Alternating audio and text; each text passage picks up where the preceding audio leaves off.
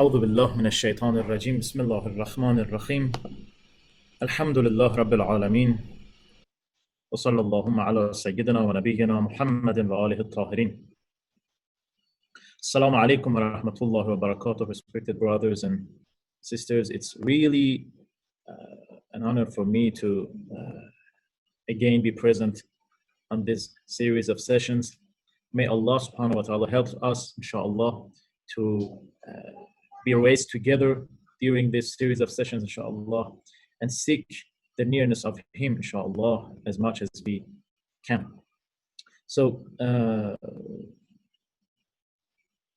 tonight and today, for you today, for me tonight, is the 31st anniversary of the demise of the great Imam al-Khomeini. You know that before I begin our discussion, I wanted to mention the great thing that happened today, and that was a very sad moment for all the Iranians and many of the Muslims and many of the free people around the world, and that was the demise of Imam Khomeini 31 years ago.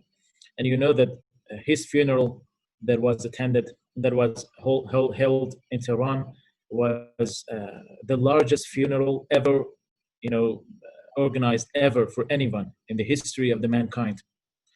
Over 11 million Iranians attended the funeral, and it was really a great grieving and sadness for many people. And even 14 people lost their lives during this funeral because of the sadness and the strong feeling that they had during that event and happening. And you know that he was very great, and to me, especially personally to me, Imam Khomeini was the greatest individual that I've ever known in my life. He was the greatest contemporary personality that I've ever known, and he was really the continuation of the Ahlul Bayt, salamullah alayhim ajma'in, and we really owe him for our religion, especially, at least for me, it's this thing.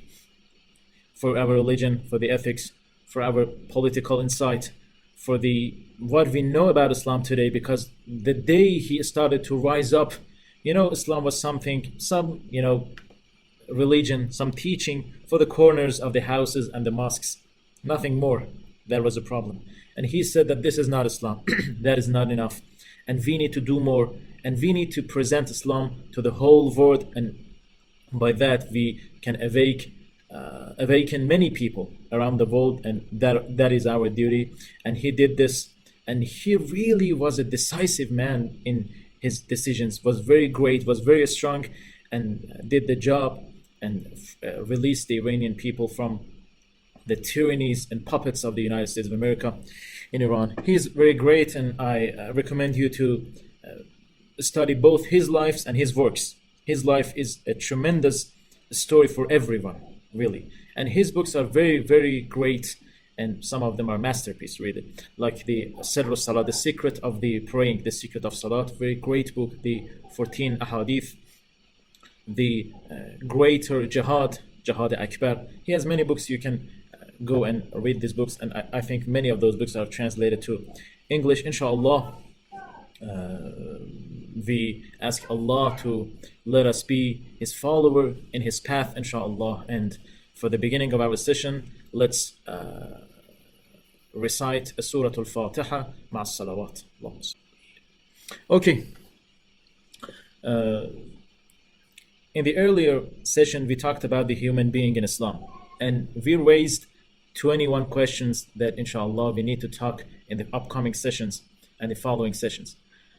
And the first question and the first thing that we wanted to talk about was a discussion concerning the value and the situation of the human being in the eyes of some great Western philosophers. Before we enter the Islamic school of thought, and before we enter the Quranic conception on insan, on the human being, before that, because many of us, we are really challenging and we are really engaged with these thoughts and ideas that comes from the West, and you personally live there now, it would be good to know something about these ideas and these philosophies in the West. So before everything, I had a session. I think it was the first or the second session of the last series of the discussions concerning Tawheed. We talked about the origins of the modern philosophy and modern civilization. And one of the pillars of the modern civilization, please bear with me, it's so important, was humanism. We talked about the humanism. We talked about the aspects of the humanism.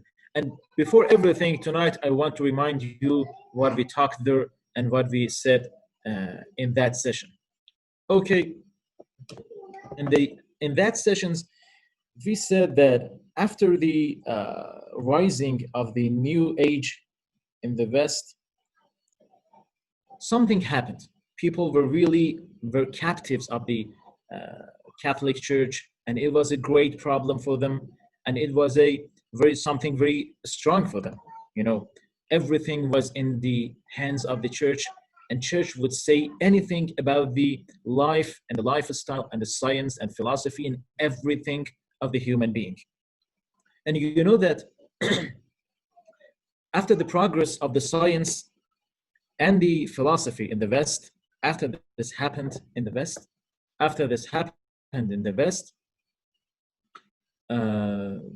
something happened in the minds of the brilliant thinkers in the Western culture. And they started to believe that we need to release ourselves from divine understandings and conceptions. And I talked about that, and I refer you to that session, inshallah. I asked Sayyid to put the link in the group of that session. I talked about that. But for now, I'm just using the result of that session. According to humanism, the human being is the center of the everything in the life. The human's conception, human's ethics, human's understanding is the center of everything. Because before that, in the Western culture and Western history, especially in the medieval age, everything was in the hands of the Pope. And everything was supposedly related to God. They wanted to relate everything to God, and they said that our word is the word of God and the word of Jesus and the word of Bible. Then they instructed many things, and they imposed many ideas and many philosophies on the minds and lives of the Western people in the name of the religion. So after a while, and after some progress, and after some things happened there, they started to believe that we need to release ourselves from this very dark cage, this very dark prison called religion to them. Okay, they believe that we need to initiate everything from the human being. Enough is enough. We don't need God to be in the driving seat, for the rest of our lives. It's enough. The human being can decide what to do in this universe, and can say what's the real destination of him, and can say that what's the real way of life for the human beings.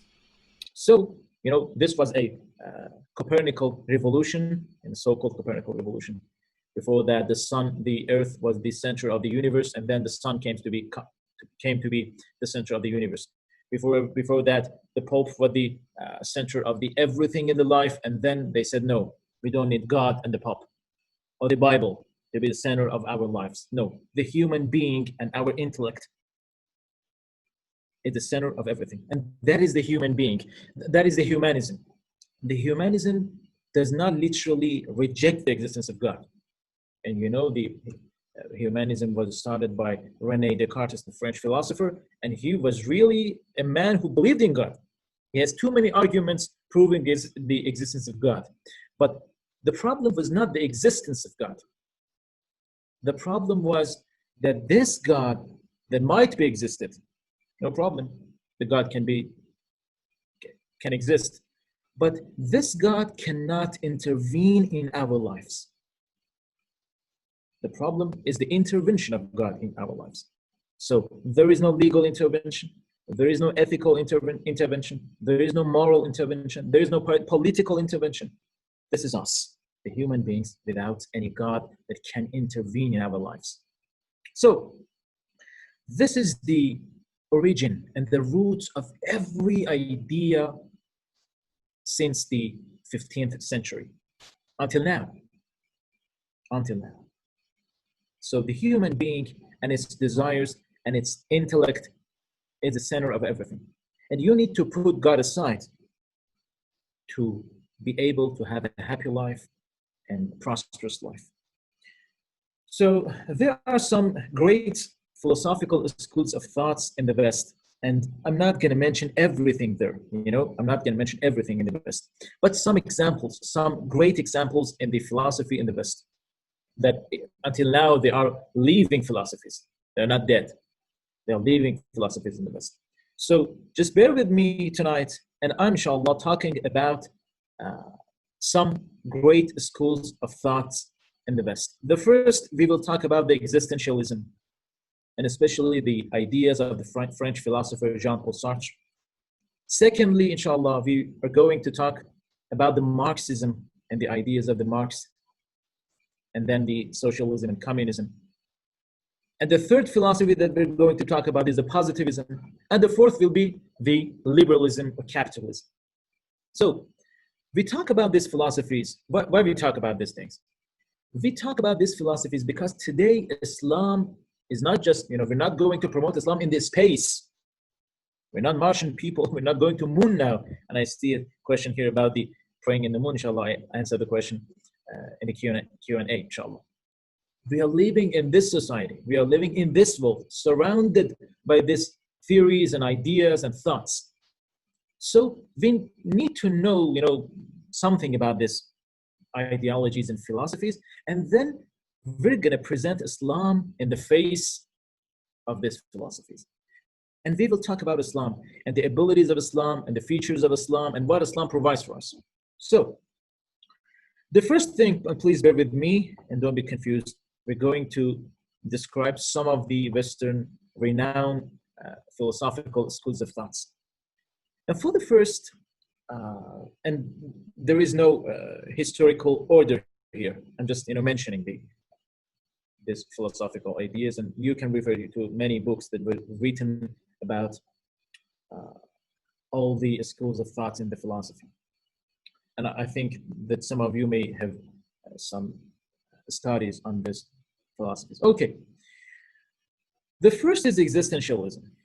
And it has a very close conception to the humanism. Again, everything in the West now is under the shadow, not just in the West, in all the world, in the whole world, in the East, in the Middle East. Because, in many countries, Islam is just a word, nothing more. So everything, every conception comes under the shadow of the humanism. So you see everything that happens in the world, the first question is, what is the benefit of this thing for me, for the human being? What is the benefit?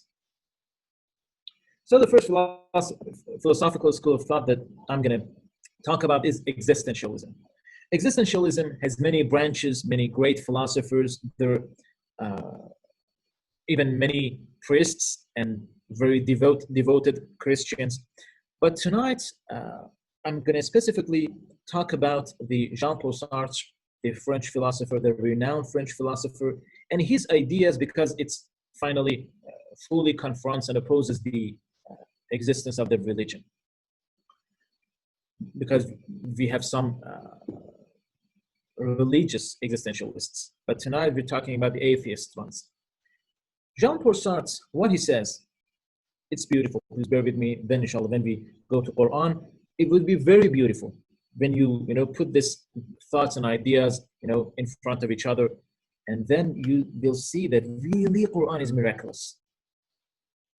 Qur'an is a real miracle of God. It's not just for the Abu Sufyan or Sa'd ibn Mu'adh or people in the early years of Islam. No, yes, it was a miracle for them, but it's a real and even greater miracle for us. And it's a reality that always is neglected, especially by Muslims. We are experts on this. Okay, he says that, and he has a big philosophy, and just picking some part of that philosophy. He says there that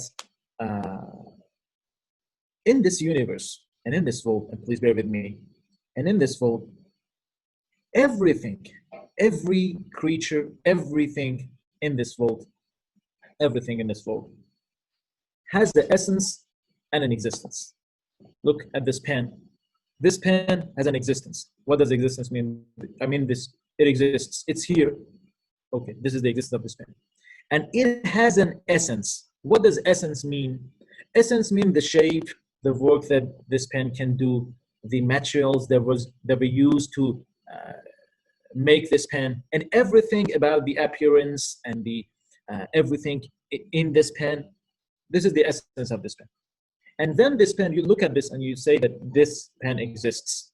It's not nothing. It exists. This is the existence, and that is the essence. Look at this book. It has an existence. It does exist. And it has an essence. Essence means the shape of this book, the material of this book, this things. Jean-Paul Sartre says, and it's very beautiful because it's sometimes very close to Quranic conception of insan, of the human being. He says that always the essence precedes the existence in everything. The essence precedes the existence. You know, imagine a carpenter, just, you know, when he wants to create or make a chair or a table, he just imagines the design of that table or that chair. And after the finishing of the design, he starts to creating and making that chair. So the essence means the shape and the material that must be used in that thing is in the mind before the existence. And after the essence is completed in the mind, the existence comes. So always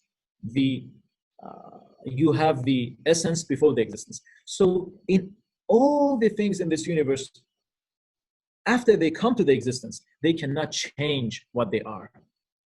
They cannot change anything. This is predestined. This is determined. Nothing can be changed. He says it is true in everything, but what? But human being, except for human being. He says the only thing in this universe, the only being in this universe, that its existence comes before its essence is a human being. When the human being comes to this world, comes to the existence, he has the free will and the ability of the choice to choose what shape and what personality and what character is going to be. He says this is the difference. Animals are always forced and condemned to be what they are. They cannot change their fate or their shape or their character, nothing. But the human being is the only being in this world that can change the fate, can change the shape and everything. So what he says there, he says the distinction, please bear with me, the distinction between the human being and the animals and other objects in the world is what? Is what? Is the ability to choose, is the power of the choice, is the free will. So if you take the free will away from the human being would be what? Would be like animals and other species in this world. Has nothing. So the distinction, the value of the human being is the free will. And he then describes this as the freedom. The freedom is the distinction of humanity, is the reality of the human being, is everything of the human being. If you take the freedom away from any kind of human being, you're making that human being an animal or a chair, a table, not a human being. Then he asks a very interesting question. No, he literally says we are condemned to be free. Then he says, we don't have anything in prior. We don't have any personality or character before. No, nothing before. It's why he is somehow rejecting the existence of fitrah. And inshallah, we will talk about the fitrah. You don't have any pre-guidance, nothing. It's just you and your choice. And there are too many issues with this theory we will talk about, inshallah. And then he asks a very interesting question. And he says that, tell me, what element, what force, what thought in the history of the mankind stops the freedom and the free will of the human being the most? What? You tell me. what he answers. He says the existence of God and existence of the religion. Because religion always tells you to do, not to do, not to do, not to do. Always instructs you, takes your free will away, doesn't let you to have a free choice. So he says, subhanAllah, he says there that because I said before, since I said that anything that takes the freedom and free will away from you is the enemy of the humanity, you must know that the religion is what? Is one of the greatest, or even the greatest enemy and adversary to the human being. And there he says that you either choose to be a religious person, to believe in the existence of God, or you choose to be what? A free man. And by choosing religion and God, you're neglecting and leaving your freedom and the free choice. And literally, you are leaving what? You are leaving the humanity. So religion turns people to be inhuman. This is a very brief description of the existentialism. You know, according to Jean-Paul Sartre, there are other existentialists, other very famous people, but Sartre, this is the conception of the Sartre. And he has too many novels, you know, storybooks. He was a very hard worker in his philosophy. So according to this philosophy, the religion is always against the freedom. Not just against the freedom, against the humanity. And inshallah, we will talk about this conception according to Qur'an. Because, you know, at the beginning, he was like us. Because in Qur'an, we also, especially in the Shia school of thought, we also believe in what? That we have free will and free choice and we can shape our future. This is exactly what he says. But at the end, he says, if you want to be that, you need to reject the existence of God. Reject the cause and effect, reject the causality order in this world. So this was the first school of thought that I'm going to talk. I wanted to talk about, and then we go to the second school of thought. So I'm just, you know, talking about these things. Just I want your mind to be familiar with these ideas and thoughts, and I want to tell you the value of Islam, because sometimes Islam is just about ahkam. You know, like. We have a question here. It's a very interesting question. Very good question. Yes, very good question here. That how can we pray on the moon? Sometimes this kinds of question, if I was an astronaut, how would I pray? You know, this is the highest levels of the question. Sometimes these are questions that we need to answer. But sometimes in our masajid, mosques, husayniyat, our gatherings, these are the highest levels of the questions, nothing more. But you know that these are not the most important questions of us. We want to say that Islam has answers for even 20th century philosophers. And the conception of, and the worldview of Islam was very complete to the extent that Islam is able to answer to people that they are living now, 1400 years after the Qur'an. So this was the first school of thought. And the second, let's go to the second. And I'm going faster because we don't have much time. The second is a very big and renowned and famous school of thought, which is called Marxism, sometimes socialism or communism. And these concepts are, you know, different, but somehow they are in line. They have the same meaning. What Marxism says about the human being, we were talking about the human being. So that was the idea of the Jean-Paul Sartre, okay, on the human being. Then let's go to the Marxism.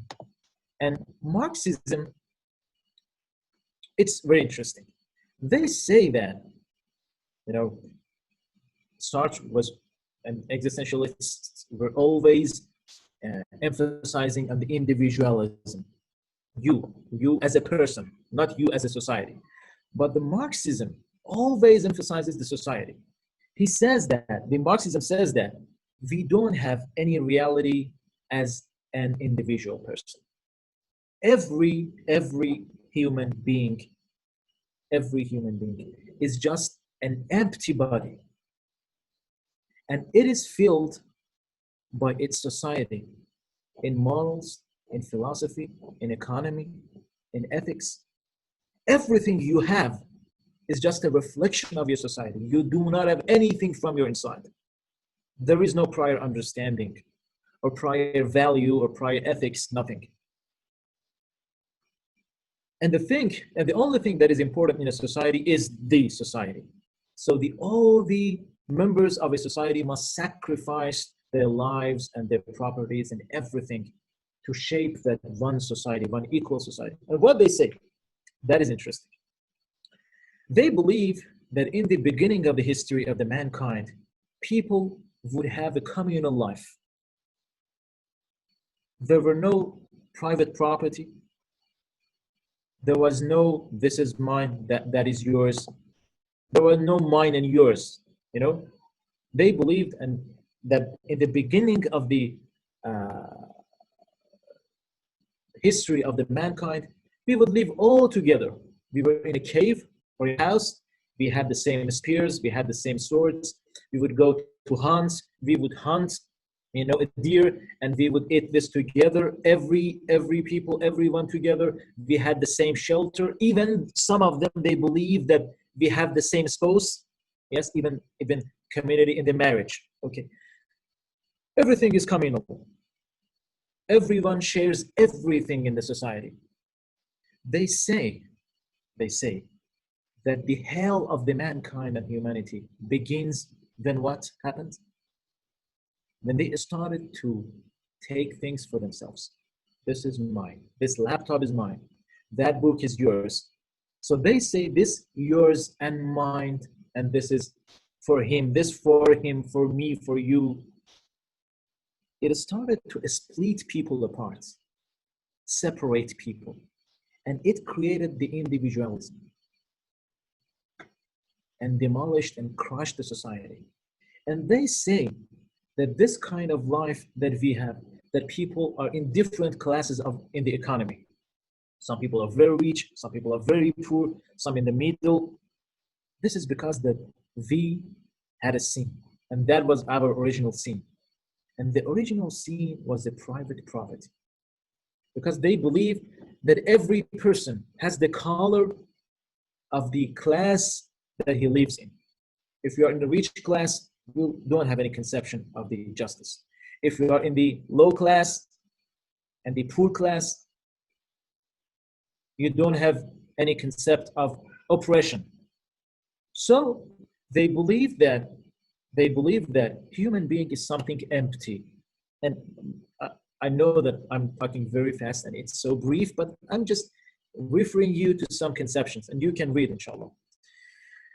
So they would believe that we don't have any prior conception or ethical values. It's just our society that shapes everything in our minds and ideas. And they believed, some of them, they wanted to capture even the Qur'an and Bible for themselves. They wanted to have an understanding and reading from, even in Iran, we had before the revolution, people, even with these turbans, yes, they were clerics and they had Marxist understandings of Qur'an. Yes, we had these people. Sayyid Mutari, in the introduction of his book, The Reasons Behind the Materialism, he has a very beautiful description about these people. Even those people who wanted to, you know, make some relevance between the religion and the Marxism, they would say that this is the original sin of the Adam. What was the original sin? They said that eating of that apple or wheat in the heavens, that wasn't literally apple or wheat. No, it was a private property. Private property. No, Marxism is not completely as the same as the communism. And I will, inshallah, I'll tell something about this, inshallah. And they said that we are in this world, in the misery of this world, and people have miserable life until they decide and rise up and destroy these classes and levels of the life, and again return to what? To the communal life, and abolish the private property. And they would believe, and even some of them, some radical people of those people, Even now, they believe that this is the paradise of the humanity. To live in a society that everyone shares everything. And some of them, they're very fanatic. Some of them would believe that even we need to share our wives or husbands. It really existed. That even marriage must be something communal. But is there any transcendental reward for the human being? Transcendental paradise? No, there isn't transcendental paradise. There is no a divine power. Yes, we have the will and the power of the people, of the society. And it's a very major and enormous school of thought. And they had many books, even until now, after the failure of the Soviet Union and the China, and some South American countries, even until now, it has its fans. And because this kind of conception was very much against the capitalism and against the oppression of the United States of America and some European countries, it was very popular. Even in Iran, and I'm going to tell you, before the Islamic Revolution, it's very interesting. Before the Islamic Revolution, the people in Palestine who were tried very hard to free the Palestine from the hands of the Zionists, they would believe and act according to what? According to Marxism. Look at the Jamal Abdel Nasser. Look at many Arab countries who wanted to confront the Israel after the creation of that state in the Palestine. Even in Iran, when they wanted to defy the Shah, the former leader of Iran, the king of Iran, that American puppet person in Iran, many of people, even the students of universities, they were going to be close to what? To Marxism. Because Marxism had the ideology of the revolution, an uprising against oppression, especially against the capitalism. Until people like Imam Khomeini came and said the original kind of the revolution and uprising against oppression is in the very essence of Qur'an and Islam, not in that materialistic conception of the Marxism. Anyways, so this is the second school of thought that we wanted to talk about. And they are, again, categorized under what? Under humanism. They also believe that a human being is the center of everything in this world, and we don't need any divine message. Yes, they would believe that by the human being, they mean what? The society, not the individual. And they are very important. Even now, in the European countries and even in the US, in Middle East, there are many living currents of the Marxism, and they have many books, and they really tried so hard to do something. And inshallah, when we go further and talk about the Quranic conception of Islam, we will reject the ideas and thoughts of the Marxism and even based on Marxism, inshallah. And this is the second answer that we are going to say. Okay, it's 40 minutes. Sayyid Ahfar is warning me. No problem. It's just 5 minutes. Just give me 5 minutes, inshallah, I'll finish it. The third school of thought that we need to talk about is the positivism. And I'm skipping this talk because positivism and that aspect of positivism that I'm interested to talk about is what we talked about, the materialistic worldview and scientific worldview in the last series of the discussions. And please, Sayyid Ahfar, put that session in the group, the link of that session. We talked a whole session about the scientific worldview. And we said that because positivism believes that everything must go through the experiments and feelings. Anything apart from the scientific experience is nonsense and cannot have any existence. They would believe in that. The positivism would believe in that. And they believe in that. And by that, they are, very easily ignore and neglect any spiritual aspect of the human being. Human being is just, as I said, flesh, bone, brain, nothing more. The fourth school of thought is liberalism. Liberalism, and it's very close economical conception, which is called capitalism. In the liberalism, they believe that we have a natural right of freedom. Every human being comes to the existence by freedom, before any law or any constitution or any society. We are free. And in our society, we need to give people equal chances to freely use those chances and get what they want to get. We don't need to distribute everything like Marxism. No. We just give chances. And then they can use these chances. And some people may go to the upper classes of life. Some people may fall down. No problem. This is, one of the very controversial debates in the US presidential debates all the years, even this year, is the healthcare system. You know about the Obamacare? Republicans always oppose this Obamacare because this is strongly, they believe that it strongly opposes the values of capitalism. If you give money to all the people to have equal services in the healthcare and spend that money from the budget and from the taxpayers, you're violating the values of the capitalism, because capitalism does not help you, just gives you the chance. Just gives you the chance, and you need to use the chances, and it's up to you where you end up. You maybe end up in the Harlem Street, in the New York. You may go to the Beverly Hills. It's up to you. They say it's up to you. They say it's equal. And inshallah, in the upcoming sessions, we will say that there is no equality in that system too, like the Marxist. So these are 4 schools of thoughts. But for our conclusion for this session, I'm just, sharing my screen. If Sayyid Ahfad let me to share the screen. And I'm going to talk about some thoughts that are common in most of these schools of thought. So, yes. Look at the screen, please. In all these schools of thoughts, as I said, collectively, God has no real role in all these schools of thoughts, because God was thrown out, according to humanism. This is up to us. This is just me, the human being, by this intellect, by this worldly desires and temptations and what we have in this world. The second is what? This is the conclusion of all these schools of thought, with all the differences they have. Marxism is the enemy of the capitalism. Yes, but they have many things in common.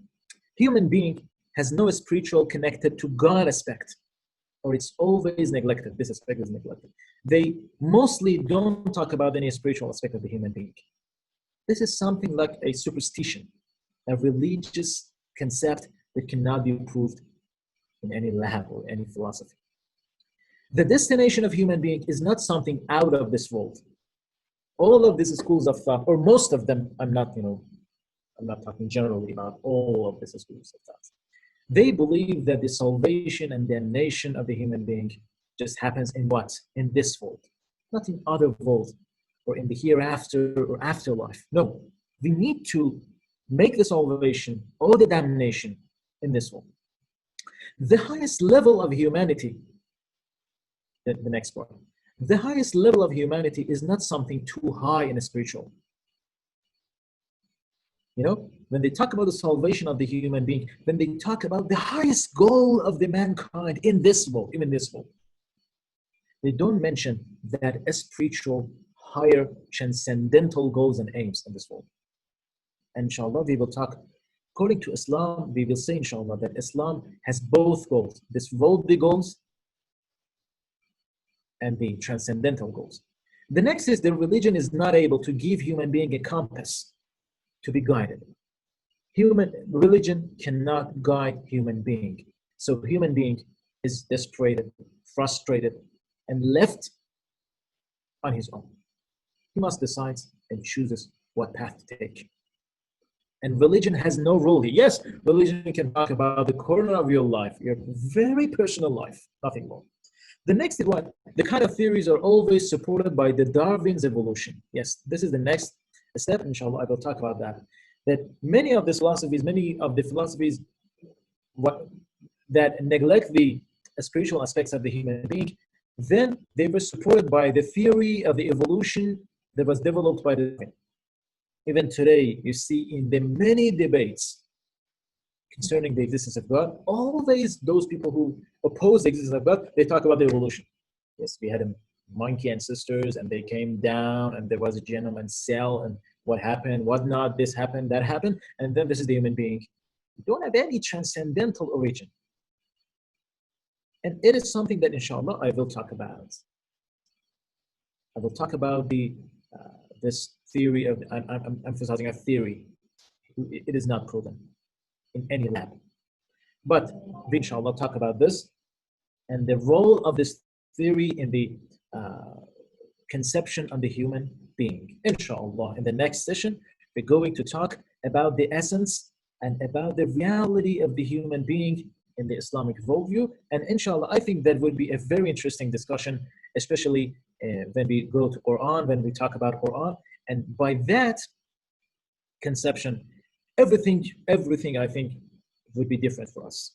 If we get familiar to what Qur'an provides on the reality of the human being, everything would change, and then we will figure out that how much we neglected Qur'an during the holy month of Ramadan and Muharram and every years and every days. And inshallah, we will again embrace Qur'an and believe in Ashhadu an la ilaha illallah wa ashhadu anna Muhammadan Rasulullah. Wassalamu alaikum wa rahmatullahi wa barakatuh.